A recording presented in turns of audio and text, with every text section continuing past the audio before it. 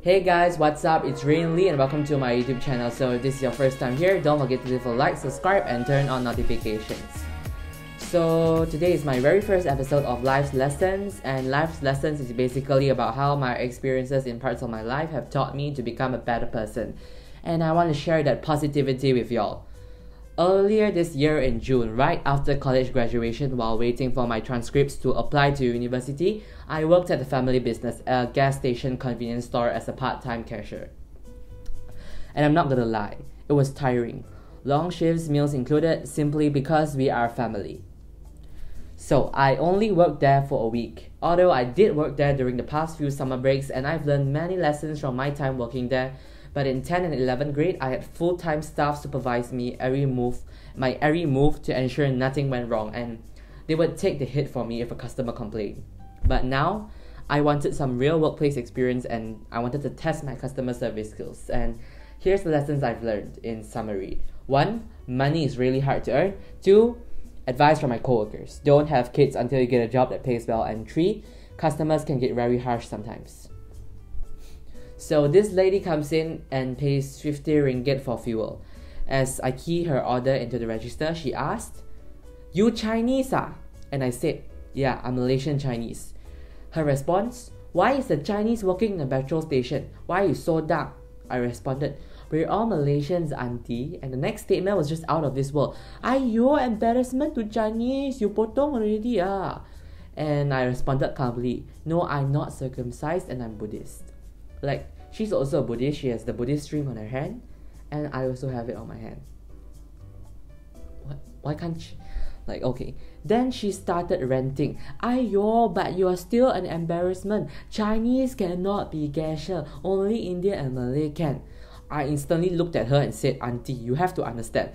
First, if race really matters that much to you, this station is operated by Malaysian Chinese. Second, I'm working here for part-time experience." "Why choose petrol station?" she said. "Why can't you work in Starbucks? More high class." I think at that point in time, I was just done with her, and I just responded now in really formal English. "Ma'am, I'm choosing to work here because the owner is related to me and is able to give me more comprehensive training and preparation for the real deal. Also, ma'am, it's not right to stereotype people racially like you just did. Now, would you like a receipt?" And she kept quiet. Next, I worked there for about a week, so this was the next day. This father with his son comes in and he starts lecturing to his son in really broken English. So broken to the point where if I spoke what he said, you guys wouldn't understand it. He was like, "Study hard, if not you'll be like the cashier over there," pointing to me. He probably failed even all his language subjects. I bet he cannot speak English. So the father got what he wanted off the shelf and handed it to me to scan. He then talked to me in Cantonese. I don't understand a single word of Cantonese, and obviously I didn't reply. He looked at his son and said, "See, he doesn't even understand Cantonese. We probably speak better in all languages than him. I don't think he's Malaysian. I don't think he even speaks Malay." The item he got was on a purchase with purchase promotion, and I had to ask him if he wanted to do the promotional price by buying another item or not. So I asked him in English, and he responded in broken English. "Wow, you speak really good English for a cashier and a school dropout." I tried my best to keep my cool and responded, "Sir, English is my first language and I'm a high school graduate and not a dropout." He looked stunned and his kid looked at him and said, "Daddy lie, Daddy lie." I proceeded to tell the kid that he should say, "Daddy, you lied." The dad was so red-faced now and he didn't know what to do, so he asked me, "Can you give me a brochure about the promotion you just talked about?" And that was not what he said, okay? He spoke in really broken English like, "Hey, can you show me the promotion ah?" I said, "Sure," and handed him over the brochure. And the brochure was only in Malay, and guess what? He didn't understand a word of Malay. He told me he was raised in Singapore and didn't learn Malay.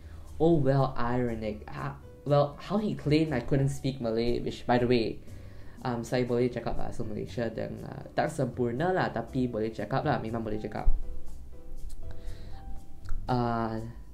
Jangan keliru ya, sekolah antarabangsa pun perlu belajar bahasa Malaysia. Compulsory pass. Kalau tak pass, tak boleh graduate, okay? And part 3. This sexist guy. So he's an expat. I had to serve this British expat who wanted to get some engine oil, like the kind where you pour into your engine. I don't know, I can't drive yet.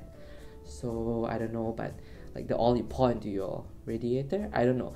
Naturally, not your radiator, your engine, okay? Naturally, engine oil bottles were really heavy and I was really unfit. So I told my coworker to get it. Plus, she was a full-time staff and she knew where each type of oil would start.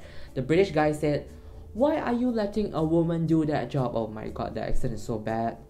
She stepped in and defended my position, thankfully, and told a white lie about me breaking my arm. Because I swear, like, when I didn't see anything, he wouldn't let her go. He would like, "You're the man, you have to go." So he's freaking sexist. Part 4. Rich snob. And this is my last experience that taught me one good lesson. Some people will always try to find ways to bring you down and make your life crap. I would say this woman is a combination of last 3 people. She was clearly rich, as she handed me 200 ringgit in cash to fill up her BMW. And naturally, I was the part-time staff and had not much experience, so I was slow. She complained and said I should be fired from my job, and I told her I'm working part-time. Then she fired back at me. "Well, you should work for autistic people. Do you drop out of school? You look so young." My co-worker said he's 16. And then the lady said, "Oh my, you are a dropout. No wonder your brain speed is so slow." I responded, "Ma'am, I went to an international school because that is the only way you can actually jump grades like that."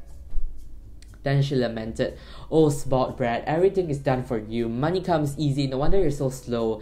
Suddenly, her son came out of the car and walked inside. Based on his uniform, which I recognized, he attended a school where the annual fees were probably what I had paid for my entire time in middle school and high school, which means grade 6 all the way to grade 12. 6 years. And he told my mom, not my mom. And he told his mom in a very rude tone, "Mommy, how long more are you gonna take?" She handed him 200 ringgit and he shut up, ironing much. And while waiting for a receipt to print out, I stared at her and could see her face was getting red. Instant karma. Okay, first of all, let me tell you guys what I've learned from this 1 week of experiences is that there will be people that are gonna fit you in a box by race, gender, religion, looks, skin color, sexual orientation, and so on. And in my response to that is that it's wrong to do that. Second, I've learned that people are gonna stereotypically look down on people in the poor job positions like cashiers, security staff, and waiting staff. That's also wrong. Third, I've learned that the best way to deal with it if it happens to yourself is to respond with the whole truth and nothing but the truth. And if it happens to someone else, stand up for them if you can.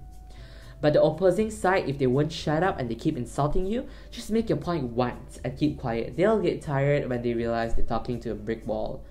And most of the time, instant karma comes to sort of insult them back, like the last 2 people or 3, I don't know. Your job should not depend on who you are or how you look. What is important is how you act. If you're working the front desk, make sure you've got people skills. If you're the team leader, make sure you're a good leader and not a commander. And if you're a team member, make sure you're not just a follower, but you give ideas, opinions, and you have good critical thinking skills. All of these are essential to work as a team. In fact, even though I work as a cashier at the petrol station, we have to work as a team. Okay? So let's say a customer doesn't know how to pump fuel. And the pump attendant, I have to signal to them like when it's ready to pump it. Cooperation, teamwork right there. Well, it's not the best example, but you guys get what I mean. So if you guys enjoyed that, don't forget to leave a like, subscribe, and turn on notifications.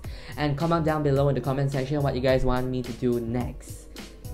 So if you guys enjoyed that, don't forget to leave a like, subscribe, and turn on notifications. And comment down below in the comment section what you guys want to see next from me.